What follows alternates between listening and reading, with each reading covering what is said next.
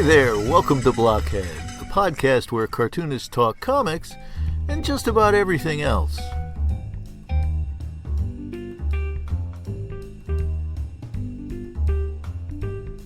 My name is Geoff Grogan. I'm a cartoonist, animator, and illustrator, and for the next hour or so, I'll be your host in a series of conversations with comics creators about their lives, their work, and comics. So sit back and enjoy.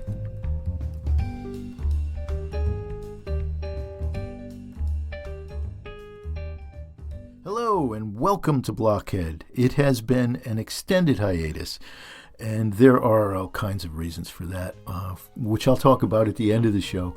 But before we get to that, let's talk about today's guest. Matt Madden is here, and I'm sure you know the name. Matt Madden of 99 Ways to Tell a Story and many other things. Great educator, great cartoonist. Amazing that he hasn't been on the show before, but I'm glad he's here today, finally. We're here to talk about his work, where it comes from, his approach to comics making, all of that stuff, in celebration and in anticipation of a brand new version of his tour de force, his masterpiece, Ex Libris, which comes out this summer in a paperback version, which is just an incredible work. It's a great premise, a great work of really kind of meditative philosophy on comics, on creativity, on art making, told in such a variety of comics cartooning style. It's a thrilling read as well as an intellectually engaging read. It's incredibly smart, incredibly versatile, and a thrill. Really, it's an exciting book to read, and I encourage you to look for it this summer when it's out in paperback. So I've got lots to tell you about Blockhead, about where I'm heading and all that stuff, but we'll leave that to the end of the show. Right now, let's get right to today's guest, Matt Madden on Blockhead. I'll see you on the other side. Matt Madden, welcome to Blockhead. Thanks for having me, Geoff. Oh yeah, it's I'm surprised that I haven't had you on before, because your work is so interesting and so much of the, as far as contemporary cartoonists go, you're one of the big guys, and it's and plus I've used yours and Jessica's book, Drawing Words, Writing Pictures, forever in my classes. I mean, oh, thanks. Yes, I can't remember when it came out, early 2000s or something, but The first one came out in 2007 or 8, and then Mastering Comics came out in 2012, I think. Okay, so yeah. I've been using it since it came out, and Great. I use it primarily. It's rare that I teach comics classes, specifically comics, because the program we have is more animation directed, but it's a storyboarding class. Sure. So I use it, in there all the time, and I love it. It's a great book. That's great to hear. I mean, we designed it as a very, multi-use kind of couple of books that with the idea that certainly they can be used as a how to make comics textbook, but that it's also a resource for teachers you can dip in, and there's just so many different, little tutorials and activities and ideas and stuff. So glad to hear Plus, it's a lot of fun to read, just as a practitioner. It's fun to dive into, because there's all kinds of little tidbits in it throughout, and little exercises that are fun to think about, even if you're the majority of which, all those tidbits and tutorials, like that's all stuff that we gleaned, from like 20 years of our own practice of like not having the internet and not having books like that, and just like every time you meet another cartoonist, you pick their brain and like ask them what kind of nibs they use and learn how to use the Ames lettering guide and all that kind of stuff. Yeah, it's come in handy in so many different ways, and it's also a really attractive book. I love the layout of it, which is horizontal in format, and it's really easy to dive into. And anybody out there who's an educator, I highly recommend it. If you're teaching comics classes or storyboard classes, it's a great resource. I'll give you a news exclusive here, which is that they're actually both officially falling out of print at first second. That said, there are still plenty of copies out there to find, on Abe Books and Bookshop and whatever.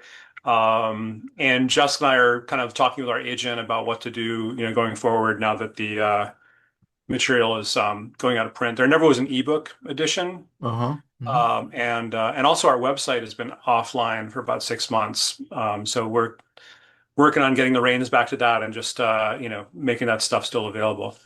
That's great. Um, yeah, the horizontal layout was our idea, and I'm pretty pleased with it. But we definitely, once we got into actually the production of it, we came to realize, that it was a pretty big and unwieldy thing. Like, I think, and in fact, it was originally just one book, and we were, several years into working on it before we realized and went to Mark Siegel, our editor, for a second and said, this needs to be like two books, and probably it Mhm. should have been more like a series of, smaller formatted books like those, like How to Draw Manga, or like there's the DC guides are actually really good. Like that Mhm. Klaus Janson did one on inking, and there's a kind Yeah, of series of, I think they're official like DC guide to inking and penciling and whatever. right. More of a series like that might have been good, but it's also great to have like one big compendium, especially that first one, which I really think covers all the basics you need to like get started making comics and even making mini comics and getting your stuff out there. Sure, sure. It's really interesting to think for a moment, because, and I didn't mean to start the interview this way, but education seems to be such a big underpinning of what you do, in the sense that, like, for example, 99 Ways to Tell a Story, Hmm. is in and of itself a kind of textbook. I mean, it's a work of art on one Sure. hand, but it's also a textbook for somebody who is, trying to get their imagination jump started, in a way.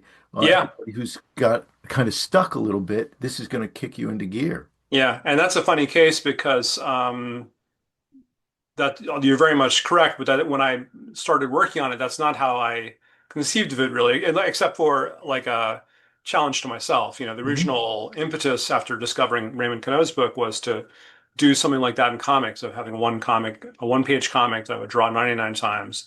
And it partly sounded like a really fun creative challenge, but I also was certainly thinking this is a great way to just like give myself a crash course, like a master's thesis in making comics, just like by learning all these different techniques and drawing styles and really thinking about the language of it. Um, and I wasn't even sure I was going to publish it. I started working in the late 90s and I thought, oh, maybe I'll get a Zurich grant back when that, was still around, and do a self-published edition. And fast forward 10 years later, and it's been published by Penguin and Jonathan Cape in the UK, and I'm still getting foreign editions coming out. And a big part of his appeal, other than just as like a creative work of experimental comics, is that people use it in classes all the time, and not just in comics classes, but animation, filmmaking, creative writing, all kinds of stuff, theater. And people have been inspired to do their own riffs, which I think is great because since I was inspired by Cano was actually inspired by Johann Sebastian Bach by the art of the fugue, Oh yeah, which yeah, is like sure. the idea of a fugue being a simple theme that you do variations on. It's themes and variations. So all of these are like, there's like a meta level of all of these themes and variations on themes and variations, going back to Bach and, probably before him as well. So, and I will say that the indirectly, well, fairly directly actually, 99 Ways is what led to us doing the textbooks together Mhm. because my basically our agent Bob Mikoy, once 99 Ways was out and we were talking about next projects and stuff, he's like, you guys should really do a textbook on making comics. And I didn't want to do it actually. I would have rather waited another 20 years or something and have more experience and more of my own work under my belt. But he said, but he's like, a lot of the publishers I went to that took a pass on 99 Ways to Tell a Story, they were like, well, we don't really want to do this. This is a bit too offbeat. But if this guy wants to do a comics textbook, we would be very interested. Um, and finally, and Jessica was down for it, so they wore me down, and I finally agreed to pitch it around. And that's kind of how the drawing words and writing pictures came about. Of course, we were already teaching at School of Visual Arts at that point, for starting in 2000. So we already had 5 years teaching there under our belts, in addition to doing workshops pretty regularly and stuff like that. So we had a lot of material in addition to just our own experience as cartoonists to work from. Sure, you had all those lesson plans and things like that Yeah. to go from. Yeah, I mean the 15 chapter, especially the first book, really both books are really based on kind of syllabi that we used. We used to teach a full year, Hmm. 2 15-week semester class on storytelling. I also regularly taught an ink drawing class at SVA, and Jessica taught the what was it called? It was like it was the big junior year class where kids work on like their thesis project Hmm. at SVA for their degree. And I also taught experimental comics classes and using constraints. That's where I first started teaching some of that stuff at a class called Obstacle Course. That was a lot of fun. It was Oh, that's kind of cool. yeah, that was Great title. you know, what you call it, an optional class. But Was that a multimedia class or was it purely predominantly comics? it was predominantly comics. I always encourage people to try different stuff, and certainly when I would show examples of different kinds of art using formal constraints, I would show them examples from everything from experimental film to poetry to hip hop alternative hip hop producers, and so I always try to infuse that larger kind of multimedia approach to art in general. Hmm. It's interesting to think that that whole idea about constraints as a vehicle for creativity. I think it's Hmm. really well, obviously it runs through your work. It's all over the place in 99 ways. It's there Yeah. in the book, the Spiral book, Hmm.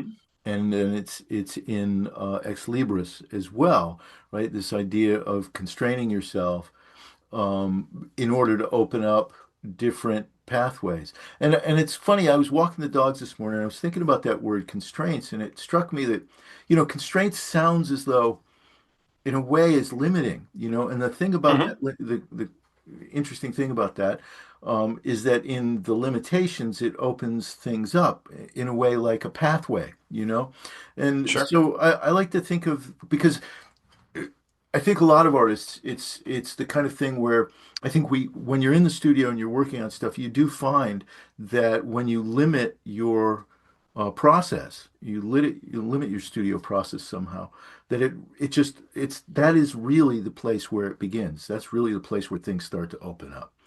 Yeah, I Because, totally agree. when you've given Yeah. yourself so many choices, it's overwhelming. It's like, oh, what do I do now? It's like that's a recipe for just, inertia. Yeah, paralysis. Yeah, for Yeah, sure. yeah, absolutely. But instead, when you give yourself these kinds of limitations, or you give yourself a direction of some kind, you find that all of a sudden different paths start to open up that you never really conceived of before. Yeah, and I think that principle kind of runs up the whole creative ladder from just, the idea of choosing one medium over another. If you're going to draw something in charcoal, it's going to make you give you different decision think about than working in watercolor, Hmm. Hmm. Even at that basic level of making a choice, you're limiting yourself to a certain medium, to a certain format, a certain size, um, all the way up to this kind of higher order of thinking, okay, well, I'm going to work in watercolor, um, but I'm only going to use, these three pigments, and they have to have hard edges and no blending, and Right. like you set yourself these parameters without even necessarily having and you don't know what you're going to paint yet, maybe, but you're just sort of like setting up this kind of, again, obstacle course that then you just like, you get on the top of the mountain and you just start going down, and very often you find stuff, solutions starting to, present themselves to you as you go because you just don't have a lot of other choice. And yet each time you do that obstacle course, even if it's the same one, you're going to do 10 paintings, with watercolors using the three colors and no blending and Hmm. some, a certain size, and maybe you give yourself a time limit. You only have 20 minutes for each one, Hmm. everyone's going to be quite different, entirely different if you want. So these are not, it's different from the kind of formula of like a very pat, kind of like a storytelling, like a screenwriting formula again, street writing, there's a lot of possibilities in there, but there's certainly, the thing that people rankle against of like the kind of very rigid classic three arc structure with, Hmm. that has like very obvious plot turns and so on. Sure, that can be overly problematic. But even classic story structures have an endless, mutability to them that can Hmm. be really helpful. Yeah, it's so true. And as you're talking, I'm flashing back on, 40 years ago, sitting in my with my sketchbook and trying to learn to paint watercolor with some discipline somewhat. And I did exactly that, Hmm. exactly that. I limited it to three colors, no mixing, just the primaries, and working in short brush strokes, laying them, very impressionistic in a way. Sure. And which opened up all kinds of both ideas, but it also presented me with all kinds of problems, and then the problems, as you said, an obstacle course, you're trying to overcome those those things you're throwing in front of your pathway, Yeah. and by overcoming them, you just come up with all of these kinds of creative solutions you never would have thought of otherwise. Yeah, exactly. And a kind of I don't want to say byproduct, because in some ways that's the real goal, is like in turning the creative process into this kind of problem solving obstacle course, I really think it got, allows you and even forces you to enter into this state of deep focus where you become just like completely uh, focused on the problem solving issue at hand. And you kind of let the other stuff fall by the wayside. You don't really think about whether you're a good artist or whether you can pull it off. You also don't think about like, is this something important that I'm doing, or is it just an exercise? What's this about? What's all these things just sort of like get put on hold as you just like focus in on this very specific problem you got to solve. Like, how do I make these little paint marks coalesce into a 3D three-dimensional shape with Hmm. color and light involved? Um, but when you go through that obstacle course, you come out the other end and you look what you've done, and it's certainly not no guarantees, but like quite often I find like, wow, I pulled something off I didn't know I could do, Hmm. and I've learned, and all these things you were thinking about. Is it something important? Does it have a theme? What's it about? You get to read it almost as like a reader or an appreciator at that point, Yeah, kind of yeah. examining your own work instead of trying to like impose some message from without. You're kind of letting your problem solving um, uh, kind of mechanism get to work, which I think draws from your unconscious and your intuition, creative intuition. That I think is where um, when a lot of people talk about inspiration, I think it's about accessing a kind of inner sensibility or intuition that all of us have, and that makes us each, that's part of your individual creativity, is the particular tastes and interests and sensibilities you have. Hmm. But you can't always march those out of the corral to, like a show pony. You got to find a way to coax them out, almost trick them into performing for you, I Hmm. find, Hmm. Hmm. to get something, authentic out of it. And constraints really work well that way, to sort of provide this constrained venue, this little, um, performing stage where they can come out and, run through the hoops Hmm. and show Hmm. you what they can do. As you're talking, little images come to my mind, and I'm thinking, in a lot of ways, it's like walking across. You were describing the loss of ego and things of that nature in the process, and I was thinking about, it's like walking across a tightrope. You can't. There's nothing else to think about except for the one step in front of the other, because if you think about anything else, you're going to fall. So Yeah, your concentration has to be focused just on the act of getting across the tightrope. yeah, And in exactly. so doing, it's like laser focus in a way, that allows you to achieve something you may not have otherwise thought of. And I think of, like, immediately I think of not just comics, but I go back to my own, education as a painter, and I think about people like Seurat, who limited himself to a certain kind of stroke, and certain kinds Hmm. of ideas about color. And in those limitations, he created a whole body of work, a lifetime's worth of work, and inspired others as Sure. well. And then, you go forward so many years, and you see somebody like Franz Klein, who's decided just to work with black and white, and that's all he's going to do. And Hmm. so again, it's a whole body of Until work, right. or Mark Rothko, or anybody of that era. Just this idea out of that approach, comes this not only a sense of style, but a lifelong exploration that, in the case of the best artists, always leads to what you're talking about, which is something that's deep inside, that's authentic, that's you. Yeah. Uh, it's a Yeah, really, absolutely. it's something that I think when I'm talking to students when they're first starting out, I've found that idea to them seems kind of antithetical to what they're trying to do, which is trying to grow and for lack of a better word, blossom into an artist, and they think expansion is the way to go, but sometimes expansion happens through these pathways that lead to greater growth. Yeah, I agree. I think that's true. And yeah, there's definitely like young people, but also because it's sort of a cultural, um, conventional wisdom that art is about freedom, it's about inspiration, and that to be a great artist, you need to have this unbridled, Hmm. just give me a brush and a palette, and I'll start, cranking out these masterpieces. Um, and in my experience, any artist has some of them are it's more maybe internal, the kind of constraints that they use. They have like an internal awareness of, form and how to exploit it.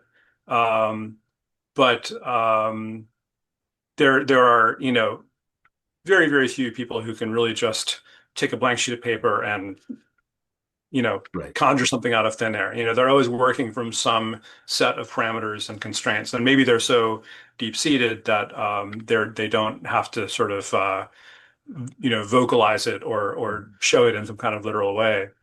Um, if you look at a Picasso, it feels very so spontaneous and you know the product of pure inspiration. But first of all, he worked all the time. Yeah.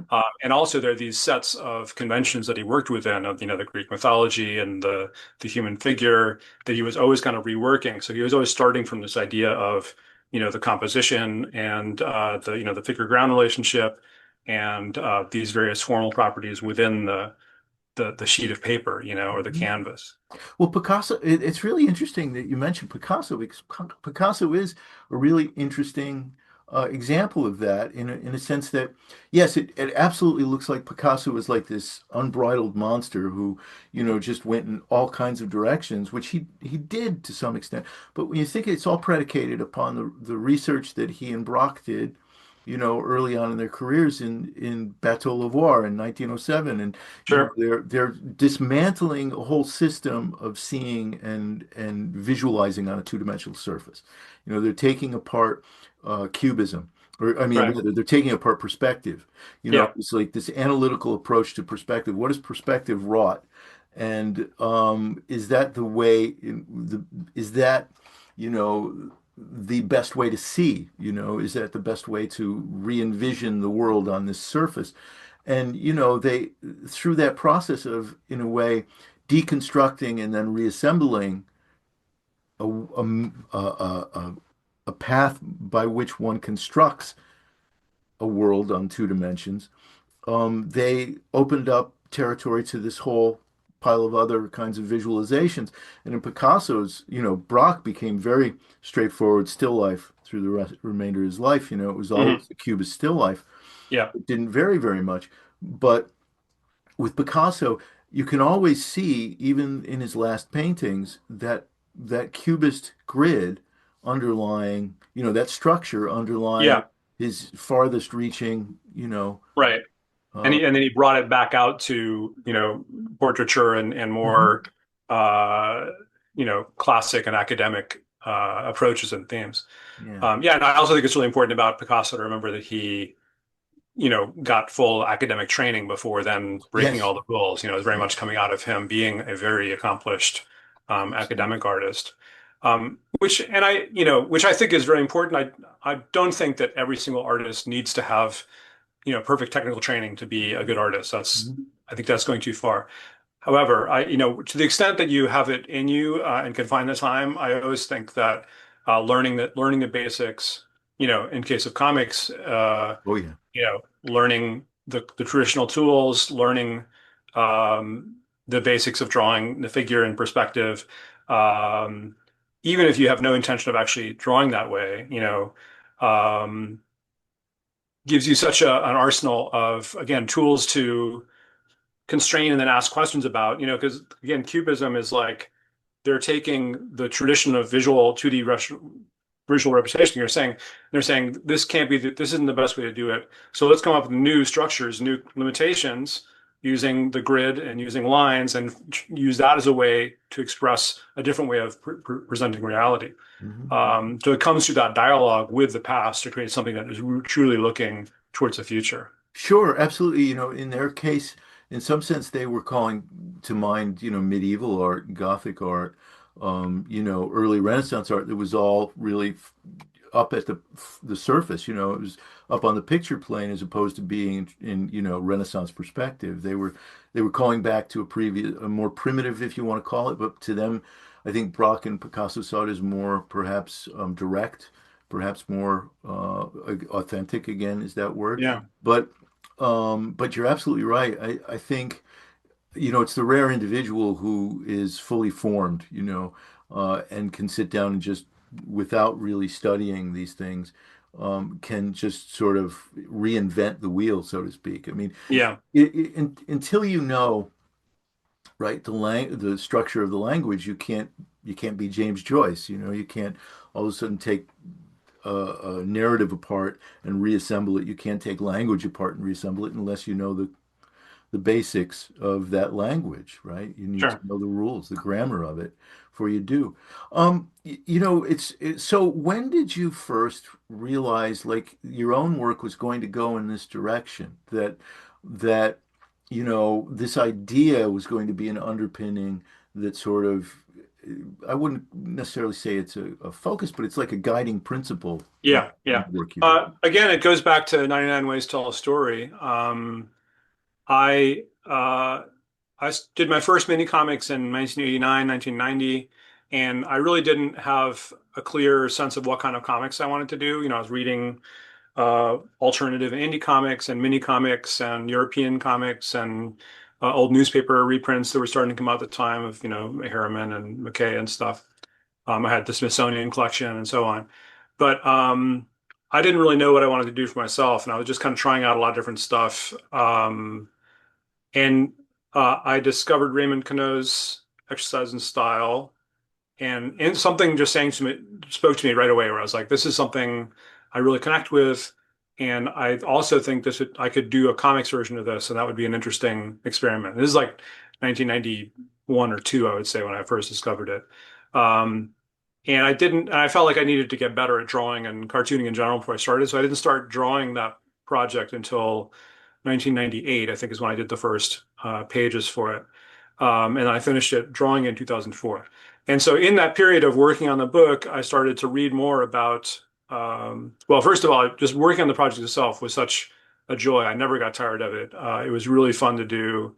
Um, and I could sense before I could even put a name on it, like there's something about, this process of having an existing script and page layout that I need to try and rework multiple times while still observing as many of the rules as possible that really works for me, that really inspires me to do, to push myself in new directions.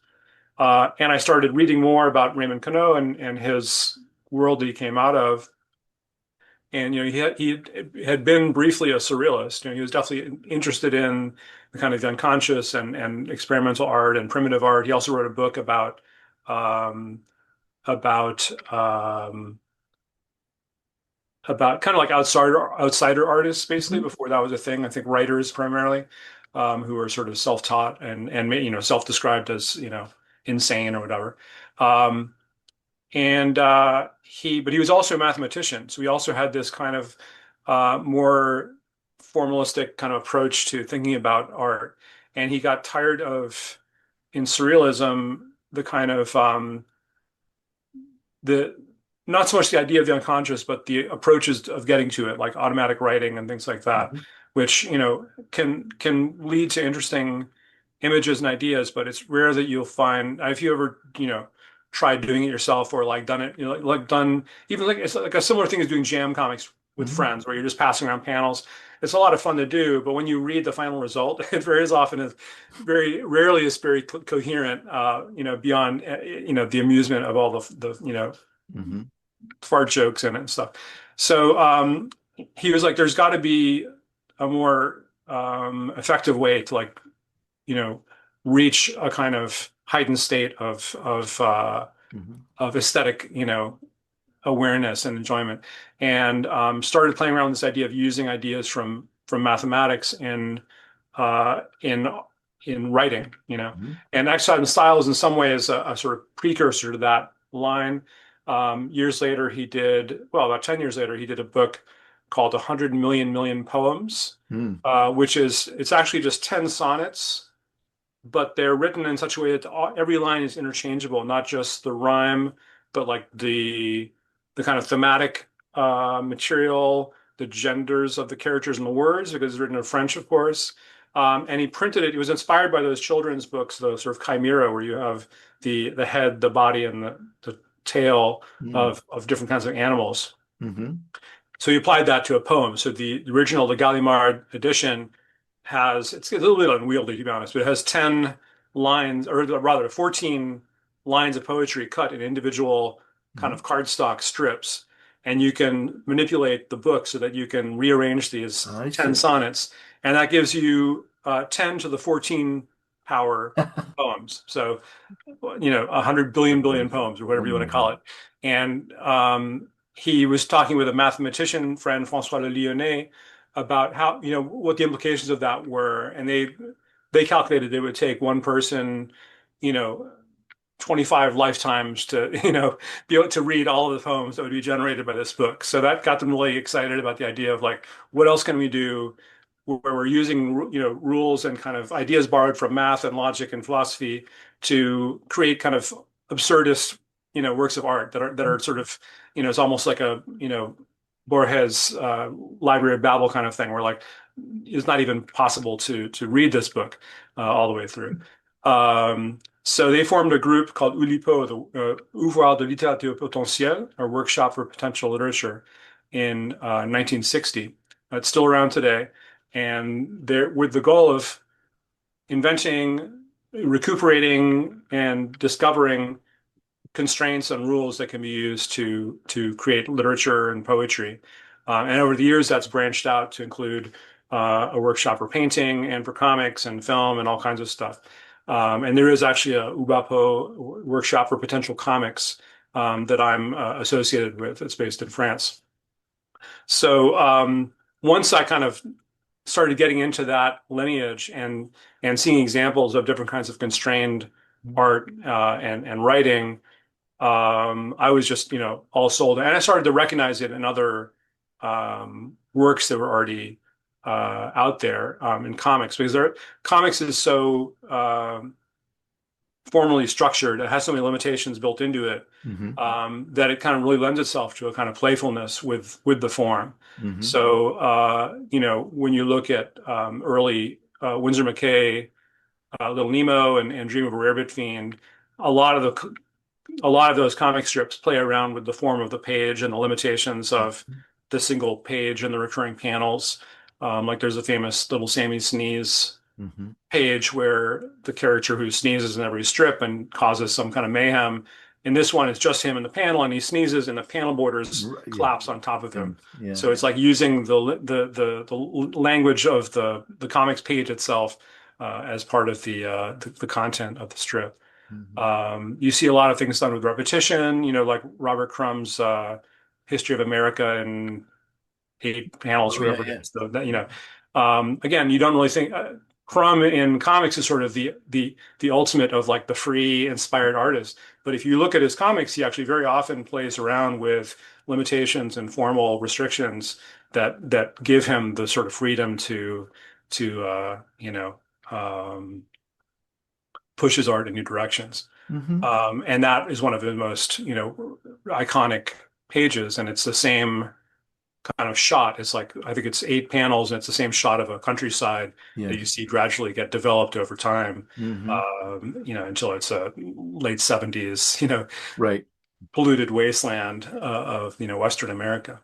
And it's amazing how that's not dated at all, really. Yeah, So, okay, so this is fascinating territory, and it's interesting Cano's interest in mathematics and the idea of mathematical formulations somehow being at the basis of all this. But I mean, there are people who say math is at the basis of everything, right? So, sure. but as I'm thinking about it, I'm wondering, okay, so in your own approach to comics, I mean, how do you walk between, I guess, that idea of well, I guess what I'm trying to find out is would you consider comics primarily an analytical medium in the sense that it's what's the word, left brain rather than right brain, more of a kind of, I think somewhere in something I was reading yesterday, the word puzzle came up. And do you think of comics more along those lines, rather than a kind of organic, free form, kind of intuitive thing? I mean, when you formulate a page, particularly 99 ways, right? You're formulating Hmm. it according to certain parameters. Those parameters force you into a certain kind of thought process, and the thought process is very, I think it's pretty analytical in a way, in that sense. Um, is there a place wherein intuition also comes in and fights against that or rubs up against it somehow? Yeah, I mean that's what I was saying earlier is that very process of putting yourself in a tight spot where you're, in the problem solving mode, you kind of have to, at a certain point, the problem becomes in some ways so intractable or so absurd that all you can do is draw from your intuition for guidance. So there are a couple of pages in 99 Ways to Tell a Story where that becomes more, really apparent. One is the one that was kind of an homage to Art Spiegelman's Malpractice Suite where Hmm. he took some Rex Morgan MD Oh, comics yes. panels and pasted them up on a larger board and then kind of drew these sort of nightmare images around it. So I did the same thing and I took my 9 panels from the original 99 Ways um, book. And by the way, if anyone's listening to this and doesn't know this stuff at all, on my website, mattmadden.com, I've got a section on exercise and style that has a bunch of the pages so you can catch up on what we're talking about here. Um, and so I basically just laid out a sheet of paper and made small photocopies of those 9 panels and put them more or less randomly inside a larger panel grid. That was the analytic part. That was the structural part. That was the intellect. I'm referring to, this historical piece of American Underground comics. And I know that, Spiegelman was inspired by structuralist filmmakers. He was friends with a bunch of important filmmakers in the US. But once that's all set up, I just put it on my drawing table and I let it sit there for about 2 months. It was probably the most fun page to draw in the whole book because Hmm. then it just became a doodling kind of exercise. Like, all right, I've got this white space that I need to fill, but it has to connect to these little panels that are in there. So this, line of a wall is going on the side here. Maybe I can turn that into the edge of a spaceship or something. So I would just like use those little prompts as a kind of way to get started. And I turned one panel, the desk that one character's sitting in turns out to be a rowboat in the middle of the ocean. There's another scene where it becomes like an ice skating rink, and there's a refrigerator that features probably in the book that becomes the front of a Zamboni ice cleaner. There's a robot. There's all this kind of and weird playing around with scale and proportion. So that entire the sort of content of that is entirely intuitive and playful, Hmm. but it came out of that analytical decision to create that constraint and set it up that way. Another one like that is I did one where it's opposites, where I said, like, what is the opposite of visually the opposite, narratively the opposite of emotionally the opposite of every single item in this comic. Again, that's a sort of rule that I'm setting for myself, but there's not necessarily a mechanical, line for line rule to answer that. I got to use a little bit of, intuition to say like go with the flow. So really, to me, people talk a lot about the form versus content, intellectual versus and analytical versus the emotional and intuitive. Um, and to me, those are, I mean, I will say I sort of start from the analytical and the more intellectual side. But I very much believe that the emotional and intuitive aspects and subconscious aspects of creativity go hand in hand with that. And they sort of egg each other along. Hmm. Um, I think to do something purely mechanical, I mean, I think about something like Sol LeWitt and his wall paintings, which I love, and those are very much designed to be stripped of all intuitive, emotional, autobiographical information. It's just here's a list of instructions, Hmm. draw, a set of lines that are horizontal, and Right. he'll have other people do it and so on. They're wonderful, and they're very moving pieces when you see them on a location, a wall that's Sure. covered with pencil lines and stuff. Hmm. So even at that kind of very conceptual, intellectual level, there can still be a sort of emotional response to it, I think. But in my work and when I'm teaching, when I teach because I teach a lot, using constraints and how to use them. I do emphasize that I feel like it is a way to access this more intuitive side of our creativity. That if we try to lead from that, so the problem with like leading from your emotions and your feelings is that you can often get very overwrought, which Hmm. can be fun sometimes, like a melodrama. But you can also fall into cliche very easily Yeah. because you're not really necessarily. You need a bit of distance and analysis because art finally is a form. Art equals form. If there's no form, then you're sharing an emotion or you're sharing an idea. I really feel that there is no art without form. Hmm. So it's you know it's a matter of at a basic level, sort of acknowledging that and being aware of it, even if it's just the size of the sheet that you're going to be doing random marks on. Hmm. There's always some kind of limitation implied in there. Hmm. Um, that reminds me of a quote from Nabokov in one of his. He has a book of sort of collected lectures on literature that he gave, and he's talking about whether art should be, whether novels in particular should be read intellectually or emotionally. Hmm. And he says neither. He said you can't really read just with your brain because you're not really going to really fully appreciate the story. But our heart is too, wishy-washy, and if you read emotionally, you're going to get totally lost in the morass. And he's like, the true art needs to be read with the brain and with the spine. Mm. And I love that idea. The spinal is kind of very bodily, physical idea of like appreciating art um, through your whole body. Hmm. Through the nervous Uh, system. Connecting the heart and the brain is a more holistic approach that I really like. Hmm. Yeah, it's really interesting when I think about um, I think you're obviously, you're right. I mean, art is a physical art exists. Well, it's not that simple. I was going to say art is is manifested physically, but not necessarily all the time. I mean, art there is art that is purely conceptual, but even that has to exist in some kind of physical form to be communicated, right? Um, or maybe not.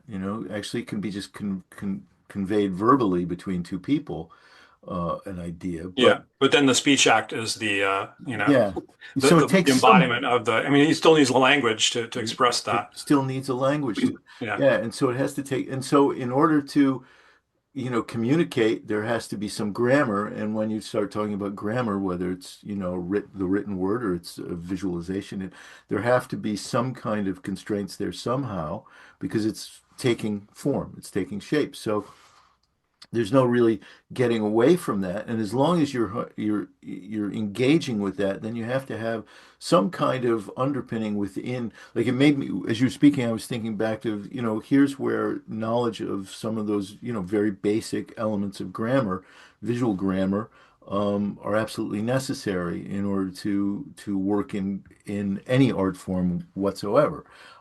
So if you're going to do comics, you have to have an understanding of the page. You have to have an understanding of progression to some Hmm. degree. You have to have an understanding of the way, in a way that you have to know how comics have been read in whatever tradition you're working in order to organize your page. Yeah. So I mean, there's really no getting away from Yeah. that sense, that approach. Right. In some ways, when I was teaching at SVA with younger students, especially, I would try and impress that even more on kids who are doing more far out weird stuff. Hmm. And in some ways, I think there's even more responsibility when if you really want to break the rules, like we were saying earlier, like, all right, know which rules you're breaking so that when a reader encounters your work, they're not just gonna, you know, get dizzy and walk away from it. They're gonna be able to figure out some sense of they're gonna, an art, like a page that violates traditional reading rules. You can totally do that. You can have a story page that reads in spiral or has, Hmm. multiple reading paths. But you need to signal to a reader that that's what's going on, that there's some, you're not just going to read this in a regular path, and somehow kind of like get across that you know what you're doing. Hmm. And so the reader isn't going to get to the page like, wow, this cartoonist just forgot how to cartoon. I guess I'll go to another book. You have to be able to finesse that, I think. And some people do it in a very, sort of whatever. If it's in a children's magazine, it's like, this page has three different stories. Can you find them? Yeah. It can be that obvious, or it can be much more subtle. But you need to sort of think about, yeah, that whole compact with the reader and getting your ideas across. Even if the idea you want to get across is that confusion hath wrought its masterpiece, and you just want to create something that's really going to confuse people. Even that, I think, needs to be have some intentionality behind it. Some You know, structures. I found myself thinking about this thing about sequencing and how the page works when I was reading your story in Ex Libris about the father and son who were absorbed into the comics page. And I was thinking, as they're moving around the panels and you're looking up and you're looking up at the panels, I was thinking about how they might be in this one and that one and how time works on the comics page. And some it's really interesting when you think about how involved comics are because you know for so long there was just this idea that comics were this children's medium, for so many years. And when you think about how sophisticated a method by which it tells a story, you know it's really multifaceted. I mean, the way time works on a comics page and the way it can open up time, and time can take different, as you were just pointing out, there can be different pathways to structuring that time within one page. I was thinking about it, as I was looking at those characters looking up, I was thinking, well, they could be moving across the page in a way that, to the reader outside the page may not appear to be the normal, right to left to right comics reading. I mean, time may exist in a very different way on the comics page for somebody who's sitting outside of it. Yeah, for sure. It's funny you say that because that sequence where this father and son have been kind of sucked into a comic book, and they're in this dark space with these sort of skylights coming down Yeah. that are sort of like panels into the outer world. That's one of those instances where I had that structure in mind, but I didn't really have a clear idea. I just sort of like was thinking more intuitively and visually, like it would be cool, big shafts of light coming down like they're in this giant warehouse.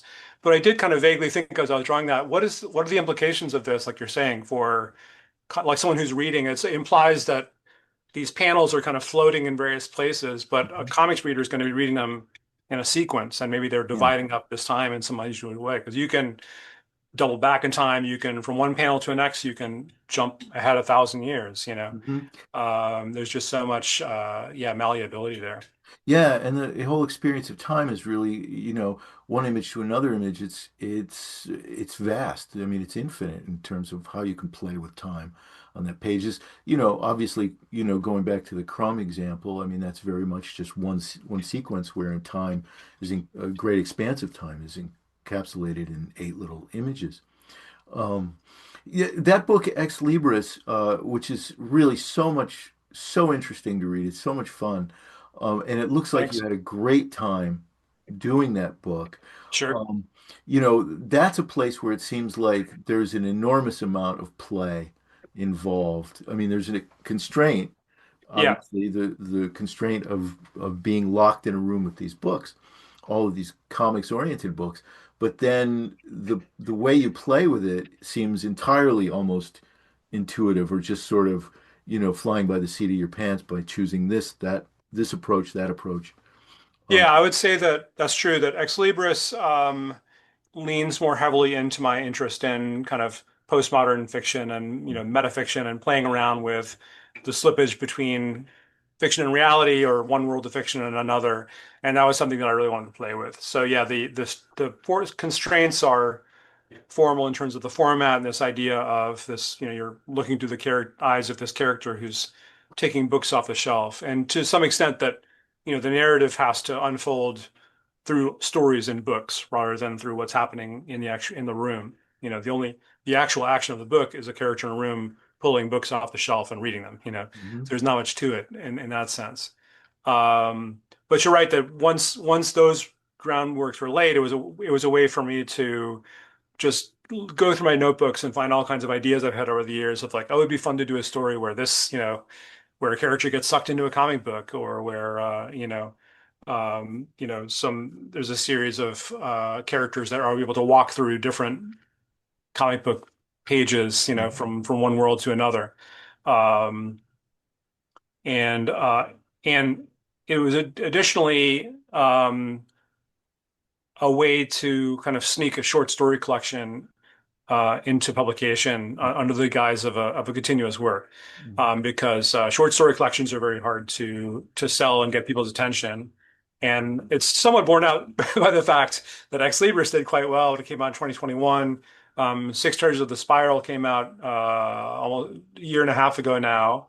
And it's done all right, but it got very little press, and I didn't really get interviews for it and stuff. It sort of came and went. It's like, oh yeah, a collection of old material. No one wants to read that. Whereas Ex Libris actually has three or four of those stories have been published in different forms in the past. Hmm. But the fact it was wed into a larger narrative and that it did have like a standalone feel to it made it feel more novel, I guess, to people. Hmm. Which it is. And I also like being able to include fragments, to have like full stories, but also there are a lot of things where you just see one panel or maybe a page out of a book. And sometimes that's part of the kind of conceit or the gag, like the book the character reads at the beginning called Escape, which is actually almost 800 pages long. And the contents is almost the same from page to page. So there's no way I would actually want to do that for 800 pages. But I like the idea that I could draw, 7 or 8 pages out of it and sort of put the idea in your mind and then let it kind of like uh, live in there as a full work of art in your imagination. Hmm.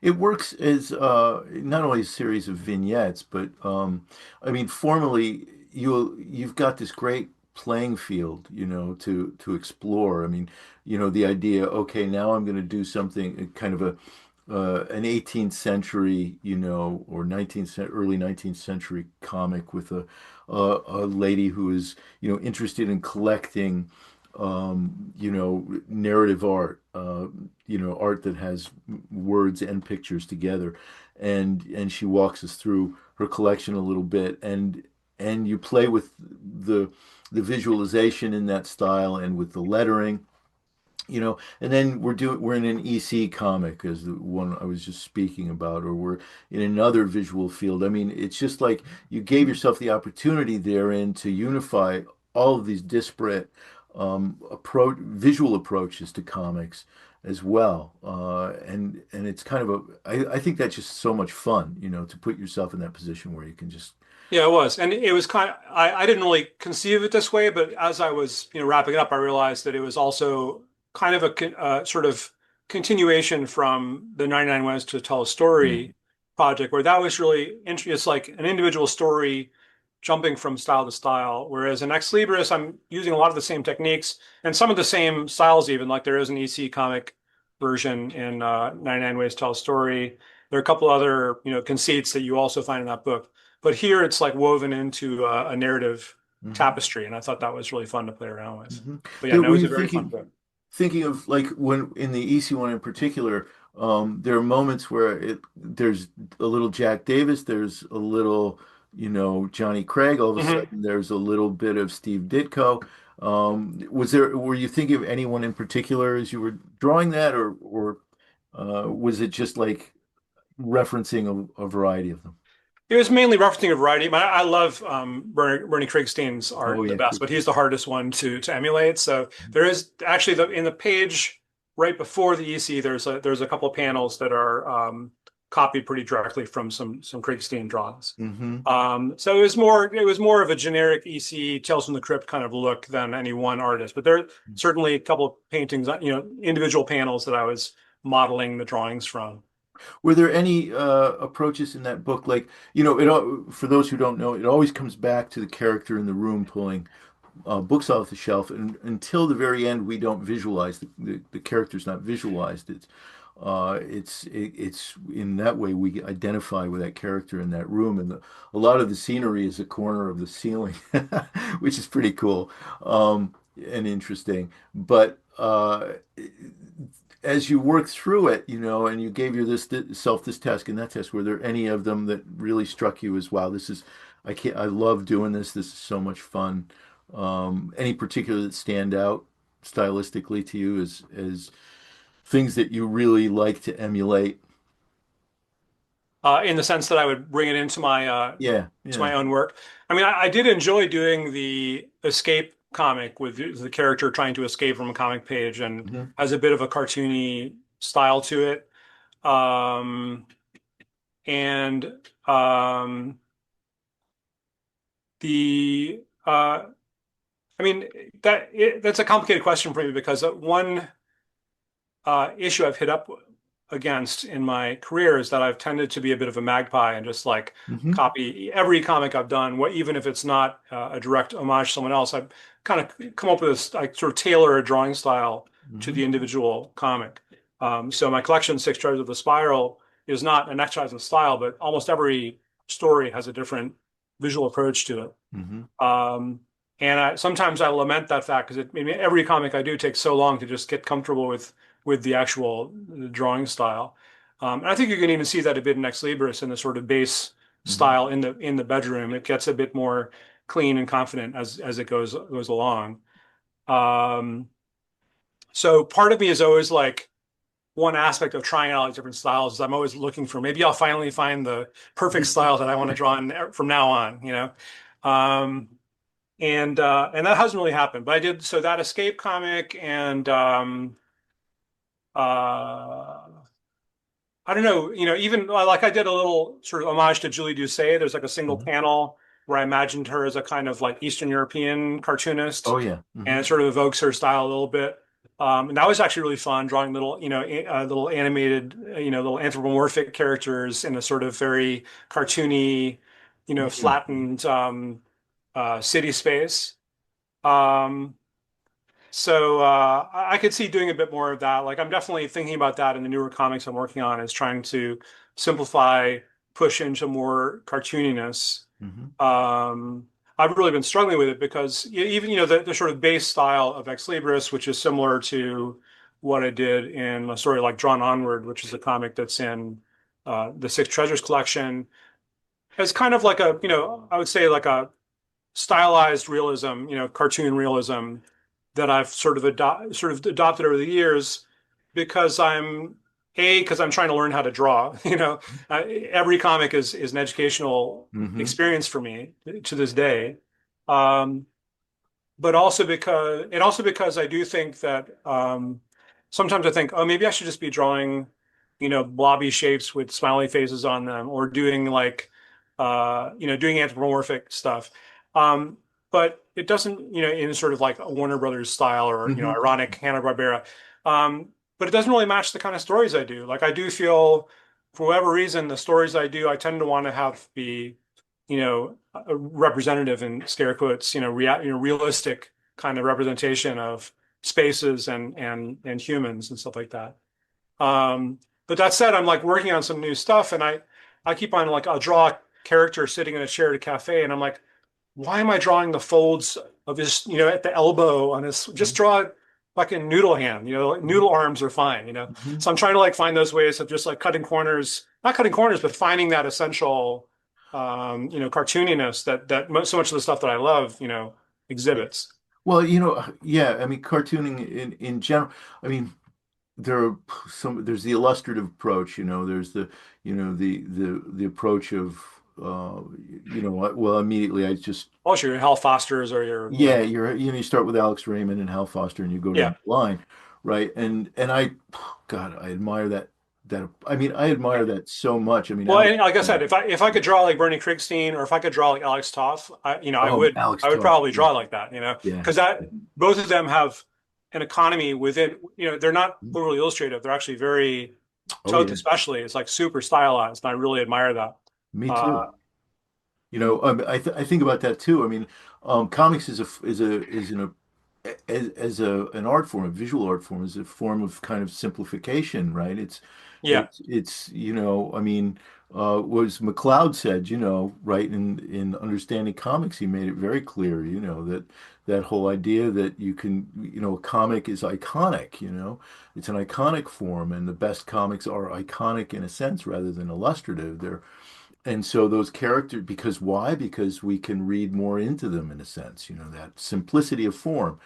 And so, but every time I sit down, I always come up again, I always fight against that, and I don't know where it comes from, this desire to illustrate, because I can get, I love drawing the folds of clothing, although in a stylized way, yeah, um, sure, I can really get into that idea of that fold of fabric. At the same time, it does bog you down, and sometimes it's absolutely not. It just gets in the way of the reader too.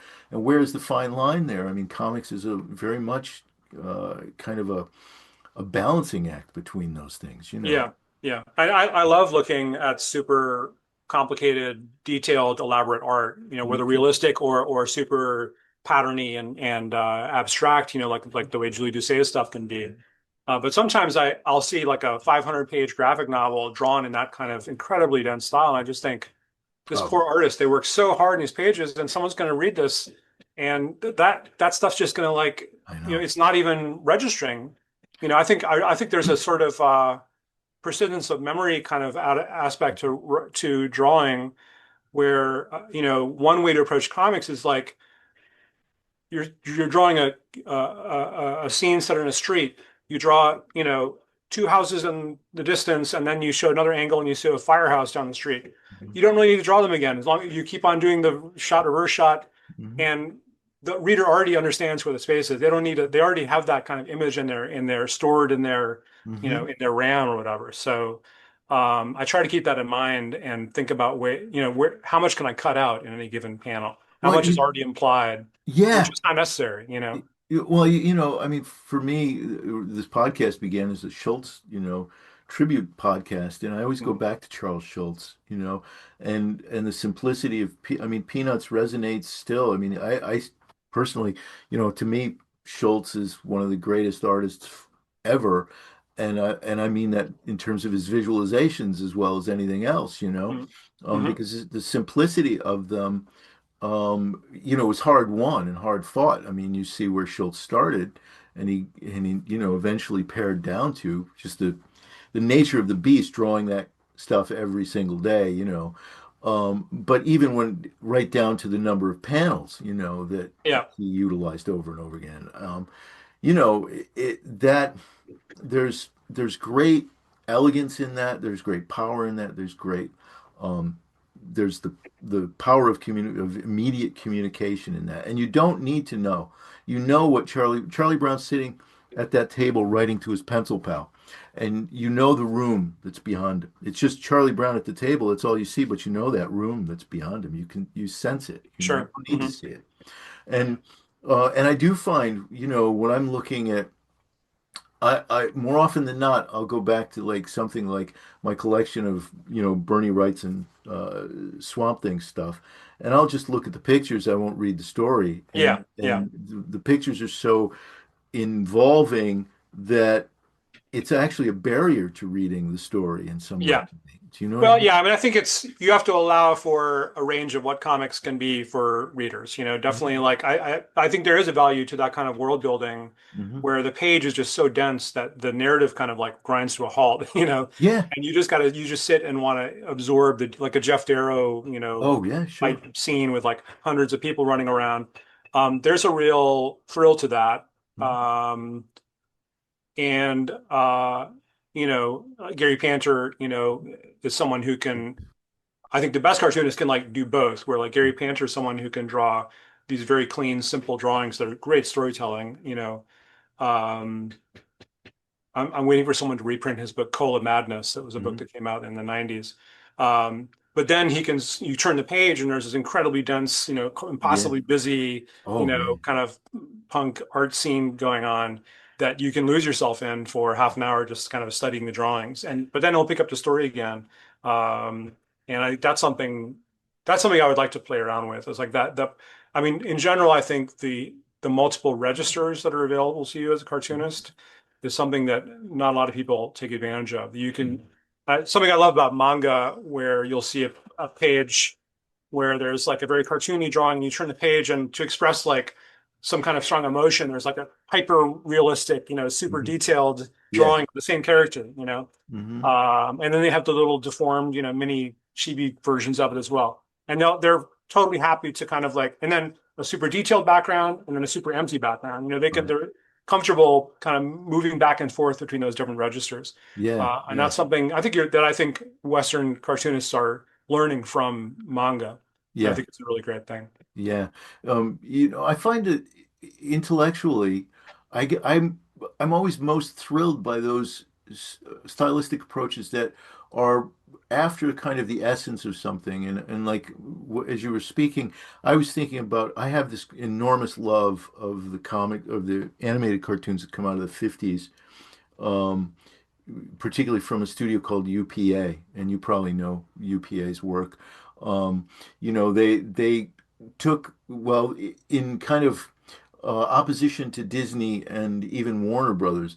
They simplified and really drew from the from modernist art in general Mhm. and moved towards a flat space, pictorial space, two-dimensional approach.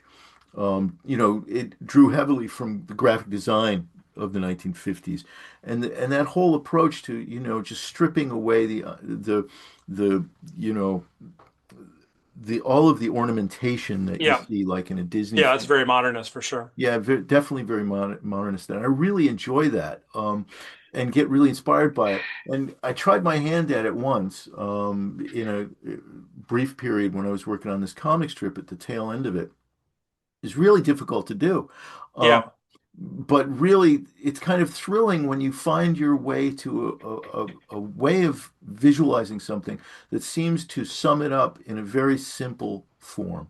And that's not, it's like a very difficult process, that weeding away the unessential attributes of something to come Yeah. to that simplest approach to convey a complex idea, which comics does so well, Yeah. in general. Well, I mean, I tell myself that by the time I'm 80, I want to draw like Saul Steinberg. And Yeah. I don't think I'm going to reach it, but like yeah, that kind of like learning how to just strip away all the extraneous detail, Hmm. but imply it, like Yeah. the best modernist, like stripped down modernism has the elegance of an ornate Baroque, architecture. It's just it expresses it through very simple, clean forms, Mhm. Yeah. as opposed to like a box, shopping mall building or something like that. Do, do you see yourself as a postmodernist? Is that kind of the generation you find yourself in? That's certainly the generation I'm of being, especially being Gen X. It's like that's our bread and butter.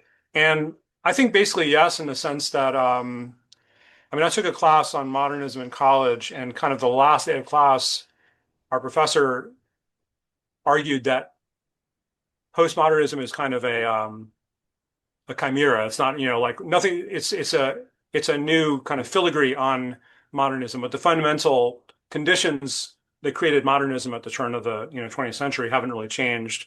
The alienation of industrialization, the death of God, the evolution, World War I, all this stuff, and I think that's true. Like that's sort of the modernist in terms of the conditions. Well, that's before the internet and AI and everything. So I do think we're headed into some new, whatever, the Anthropocene or whatever people are going to call it.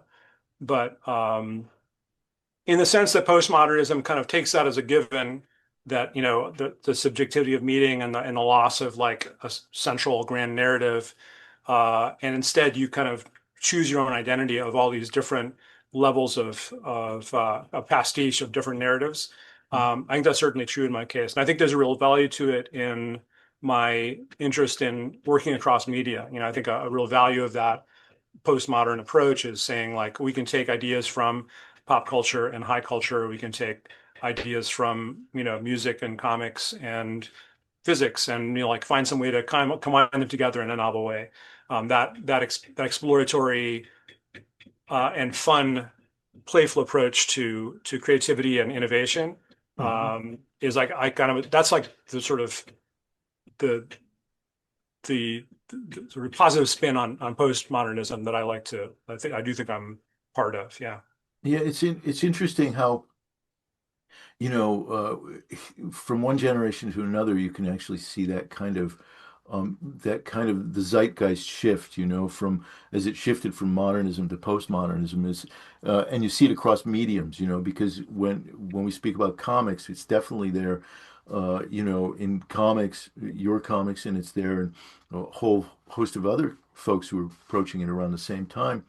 But it's also there, in the work of artists of the same period, of people working in photography like Cindy Sherman, or, Sure. Yeah. you see it in painting, and you see it in literature.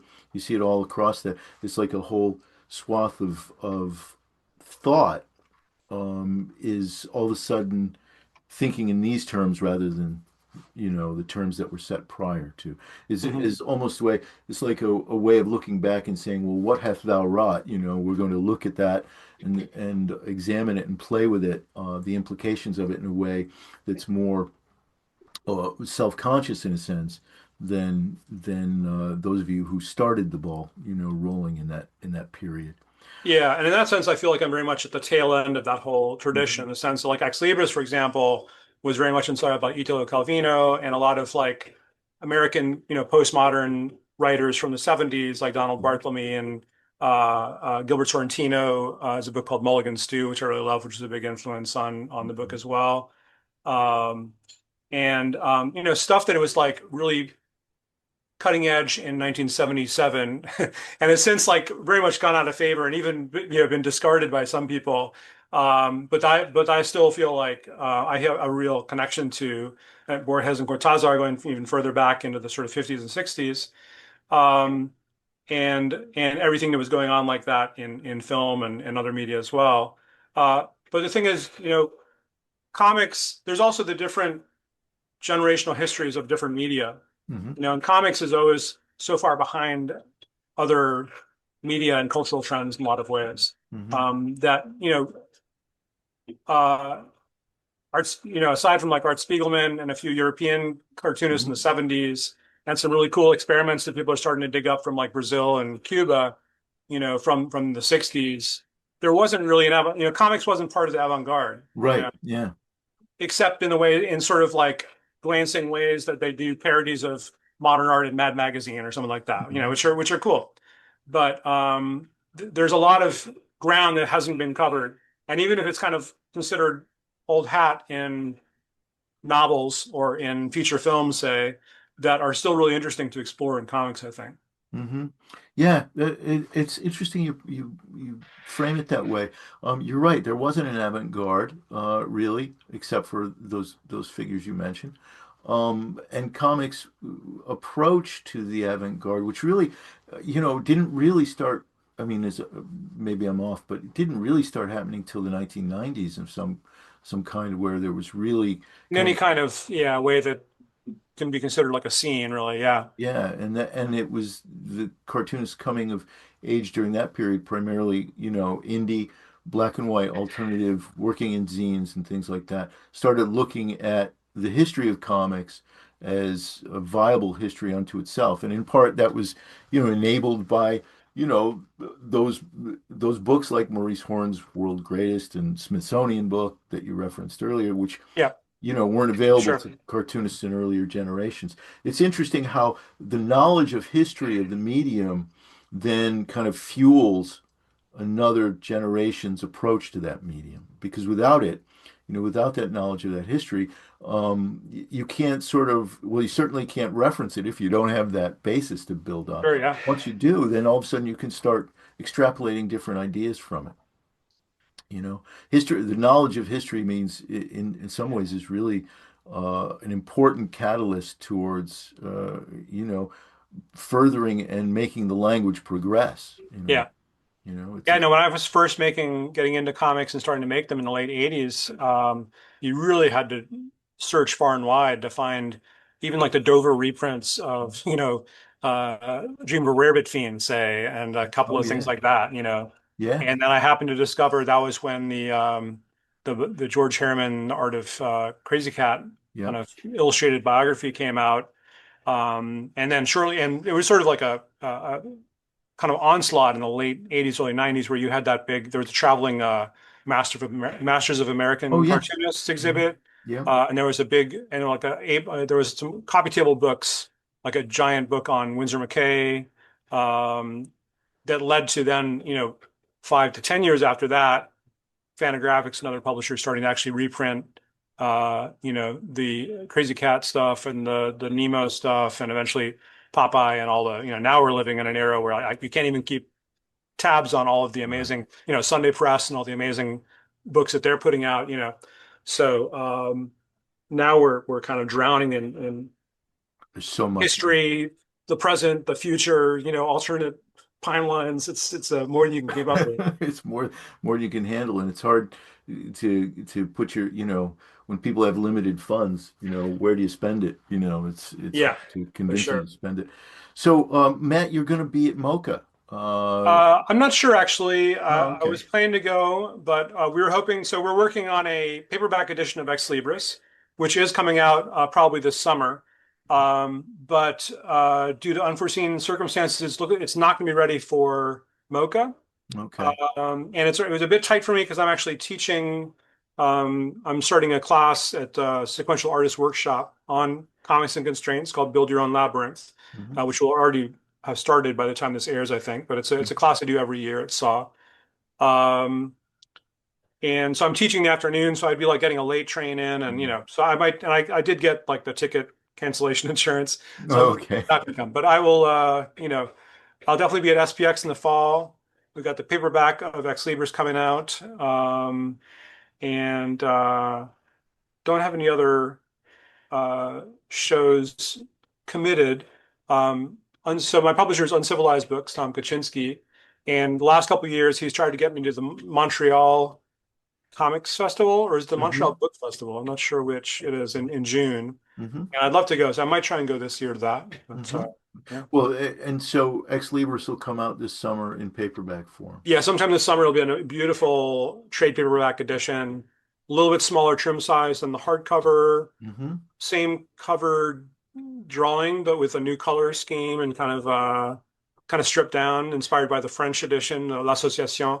My French publisher did a really lovely job with the cover, and we were like, "That's really cool. Let's swipe it." So that's what we're doing for the Hmm. paperback edition. It's a beautiful book, and I hope that people will pick it up. And I actually, it's also a book that serves really well again as a piece, something educators might utilize, Hmm. because it. Yeah, and speaking of which, I mean, yeah, because it is sort of an overview of history of comics, sort of Yes. in practice. Yep. Absolutely. Um, and I should point out that we didn't talk about much about Six Treasures of the Spiral, but Oh yeah, yeah. that book also has, which is they're short stories, all Right. made with the kind of constraints we've been talking about during this podcast. And in the back of the book, there's sort of a director's commentary section where I talk about each comic and the kind of different constraints I set for myself and how I went about resolving How them. how did it, Um, I know we don't have a lot of time because I yeah. know you have an appointment, but how did that book come about actually? Yeah, It's long and slow. Like I said, short stories. collections are always hard to pitch, and I pitched earlier versions of it in earlier years. And Hmm. I'm really glad I waited as long as I did, because the collection that it is now, I think, is the strongest it can be, because it has a couple of newer finished stuff, most notably the story Bridge, Yes. which was published as a mini comic by Kush Comics, the Latvian publisher, maybe 4 or 5 years ago. And that, which it provides the kind of the cover art and stuff like that too. And so that really made it feel like, okay, this is really ready to be a very strong collection. And the challenge, and this is a whole other aspect of being kind of like sort of marquee experimental cartoonist, like how much are people just going to read your stuff and like, oh, what's the constraint? What's the rule? It's sort of like a kind of Where's Waldo kind of thing. Um, and, it's something that I think about a lot, and I'm sort of okay with that being sort of an aspect of my persona. There are artists who use very similar techniques to me, and they Hmm. never talk about it. You would really have to, read an interview with them to find out, oh, there's actually like a weird constraint behind this graphic novel that I didn't know about. Hmm. I think it's fun to have that stuff be foregrounded, especially in short comics, which is why in this collection it made sense.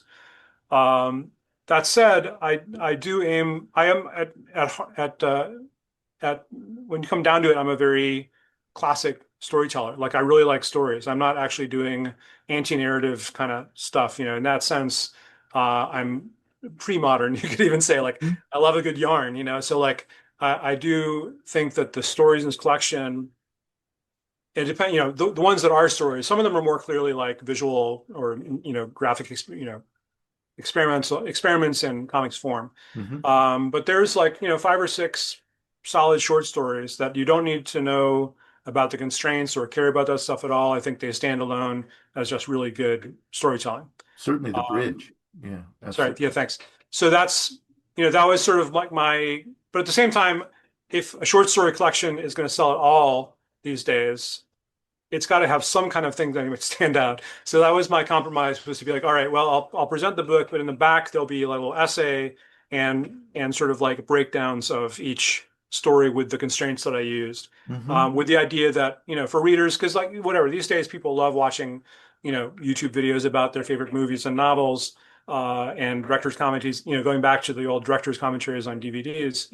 So I think there are a lot of people who just like that as readers. Hmm. But I also am thinking about teachers and young, cartoonists who are interested in using these techniques as something they can use as a resource, very alongside 99 Ways to Tell a Story and Ex Libris and Drawn Onward. So, like you said, that educational impulse is something that runs through really a lot of my work, all of Yeah, my work, really. yeah. Do you, final question before we go. Do you ever, was there ever a time you thought you might, you reference literature a great Yeah. deal in Mm. your work, and in your discussion of your work, and obviously you're a voracious reader of a kind. I just wonder if you ever thought of yourself or thought that you might have been a writer as opposed to, I mean, comics artists are all writers, but Yeah. if you know what I mean, Yeah. just somebody working, with the language rather than words and pictures.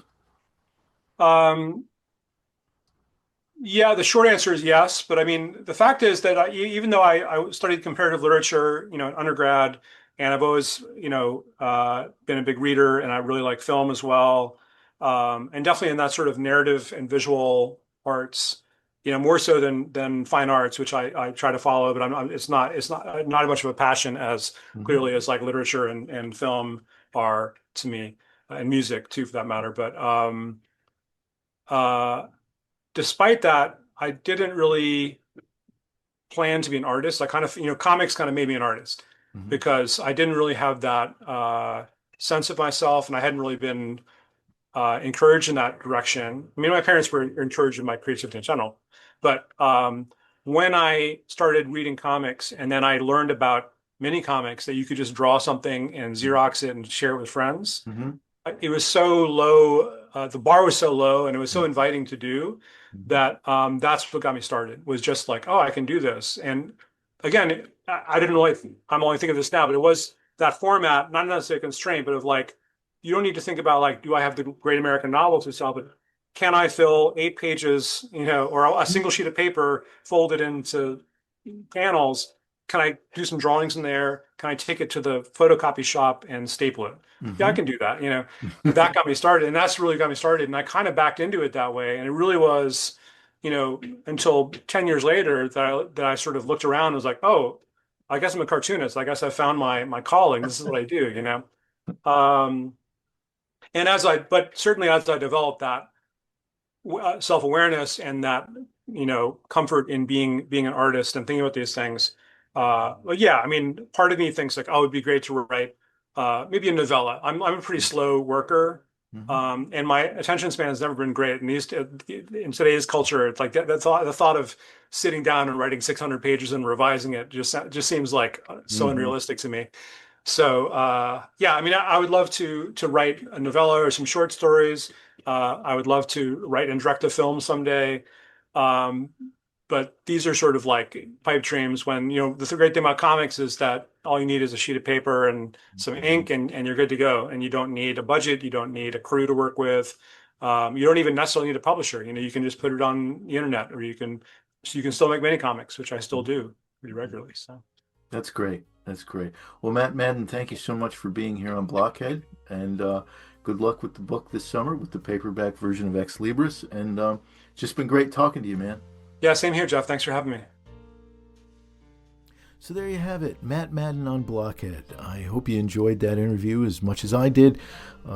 If you've not yet picked up Matt's work, you can find it wherever good books are sold. 99 Ways to Tell a Story, Exercises in Style. What a terrific roller coaster ride of comics making. It really is a wonderfully engaging, intellectually stimulating book. It's also a great resource if you are someone who teaches comics or teaches narrative in any way. What a great book to introduce your students to. And for anybody who's an aspiring cartoonist and you're sitting there stumped as how to move forward in your story, this is going to kickstart that process. So 99 Ways to Tell a Story by Matt Madden. You've got to find it. It should be on every cartoonist's shelf. Six Treasures of the Spiral, Comics Formed Under Pressure. We didn't talk about it too much, but this is a wonderful collection of short stories. And finally, Ex Libris, which comes out in softcover edition this summer. Be on the lookout for that. It's sure to be a beautiful package. It's a beautiful book and a thrilling book, really exciting. As somebody who gets, engaged in different approaches to comic storytelling, Matt really covers a whole load of approaches in this book. He has a lot of fun with it, and it's a lot of fun to read, as well as just an interesting puzzle and an interesting story. So be sure to look for that. Okay, Ex Libris this summer in a softcover edition. Well, I promised to tell you a little bit about what's going on in my life and why I have not been behind the microphone here on Blockhead as often as in the past, and there are some very good reasons for it. First of all, you may have noticed the sound quality is a little bit different today, and that's because my studio's been sort of what was my studio, this little closet space that had been filled with fabric that to deaden the echo from my wife's collection of fabric all these years is now empty because we're packing and everything is getting packed away because my wife and I, Deb and I, are in the process of packing up and moving to France. Yep, yes indeed, we are. We're heading overseas, heading to the EU, heading to a wonderful new adventure in life. I'm retiring from my position at Adelphi University after almost 30 years there, which has been just such, I've been so lucky. I don't want to get into it too much, I'll start crying. But I've been so lucky, and I'm lucky to be retiring, and Deb and I are heading out for greener pastures, if you will, because we just wanted a new adventure.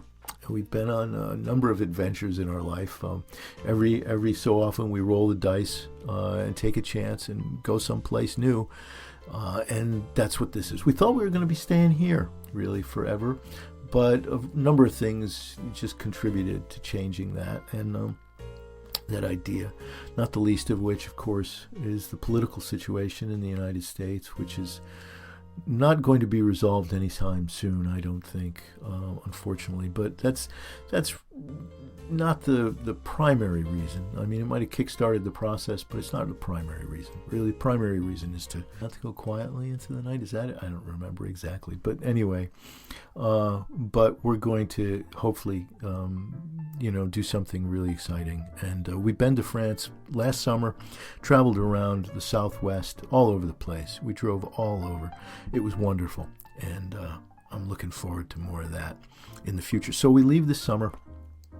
And but that does not necessarily mean the end of Blockhead, because what I'm hoping to do is bring some European cartoonists, French cartoonists, to my audience here and wherever else you happen to be listening to Blockhead. And I'll have that proximity. I'm hoping to visit a number of different conventions, Angoulême, not the least of which, and I'm looking forward to that if indeed that happens again next year. So I'm hoping to bring some new comics creators to the audience of the show, and I'll be looking to do that now that I'll be retired. I'll have some time on my hands, I hope. So that's where we're at. I'm in the middle of a Kickstarter right now. You might check it out, niceworkpart1.com. You can find it there.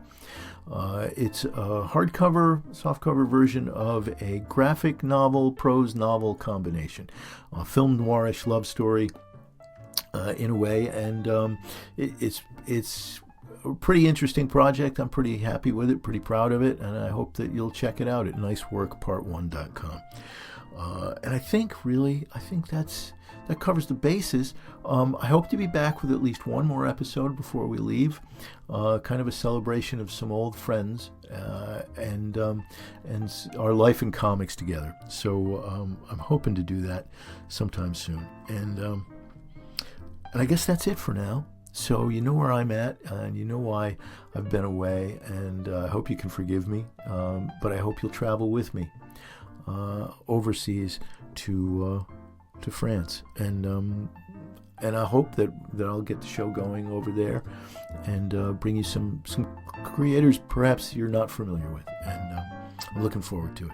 Hope you are too. Hope things are going well for you wherever you are, wherever you're listening to this show. As I've said so many times, as always, thanks for listening.